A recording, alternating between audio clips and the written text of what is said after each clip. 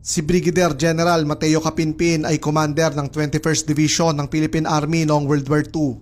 Isinilang noong 1887 sa Morong Rizal, siya ay sumali sa Philippine Scouts sa edad na 19. Kilala si Capinpin sa kanyang matinding disiplina at pagiging pinakabatang First Sergeant ng Philippine Scouts. Bago pumutok ang World War II sa Pilipinas, si Capinpin ay napromote bilang Brigadier General at ibinigay sa kanyang command ang 21st Division ng Philippine Army. Matapang na hinarap ng tropa ng 21st Division sa ilalim ni Capinpin ang mga Hapones sa mga labanan sa Pangasinan, La Union at iba't ibang bahagi pa ng Central Luzon. Dahil sa kanilang matapang na depensa, ligtas na nakaatras sa Bataan ang libo-libong mga sundalong Filipino at Amerikano. Nabihag si Capinpin ng mga Hapones nang bumagsak ang Bataan at siya ay napasama sa Bataan Death March.